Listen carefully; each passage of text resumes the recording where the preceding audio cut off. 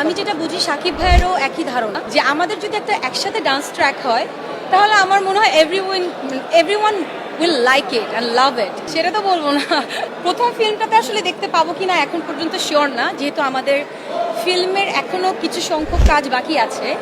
But আমি আশা করছি, plus আমার দর্শক চায় বোধ হয় আমাকে একটু একটা ডান্স ট্র্যাকে দেখতে। সো আমি আশা করছি আমার ডিরেক্টর এটা নিয়ে চিন্তা করবে, আই হোপ সো।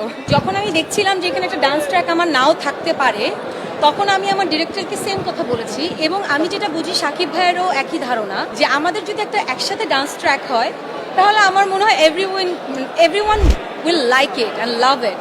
সো ওই জায়গা থেকে আমরা পুরো টিম চেষ্টা করছি, এখন আল্লাহ ভরসা বাকিটা। সেটা তো বলবো না, কারণ হ্যাঁ, ক্যারেক্টারটা নিয়ে বলবো না, আপনারা আমার হাতে ক্যামেরা ছিল। সো সাংবাদিক যদি হয় আমার মনে হয় আপনারা বেশি সবচেয়ে খুশি হবেন নাকি। সো হ্যাঁ, সাংবাদিকের মতোই একটা ক্যারেক্টার। সাংবাদিক হতে পারে, it can be influencer, it can be photographer or blogger, এই চারটার মধ্যে যে কোনো একটা হবে। সো আমি একটা কনফিউশন রাখলাম। বাট আমার প্রথম ফিল্ম তো আমি খুব চেষ্টা করেছি ভালো কিছু করার, যতটুকু পেরেছি। মনে হয়েছে যে it can be my first film. আমাদের সাথে আমাদের সুপারস্টার আছে সাকিব ভাইয়া, আমাদের যেই জনরাতে আমি কাজ করছি তাদেরও এটা প্রথম কাজ। তাদের যেমন একটা চ্যালেঞ্জ, আমার জন্যও কিন্তু একটা চ্যালেঞ্জ। সো আমার চ্যালেঞ্জ নিতে অনেক ভালো লাগে।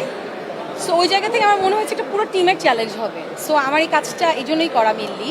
আমার আসলে কি একটা ব্যাপার আছে, আমার কখনো প্ল্যান করে কিছু হয় না, মানে আমার লাইফে হয় না।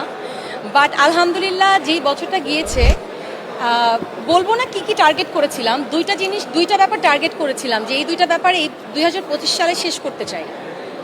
মেনলি তিনটা টার্গেট করেছিলাম, দুইটা আলহামদুলিল্লাহ কমপ্লিট করতে পেরেছি। এর মধ্যে একটা ছিল ফিল্ম শুরু করেছি, আরেকটা না বলি, বাট আলহামদুলিল্লাহ কমপ্লিট হয়েছে, আল্লাহর অশেষ রহমত। সো আমি খুব একটা প্ল্যান করি না, বাট আমি যতটুকু আমি আসলে গো উইথ দ্য ফ্লো পছন্দ করি। সো ওই জায়গা থেকে কিছু প্ল্যান আছে।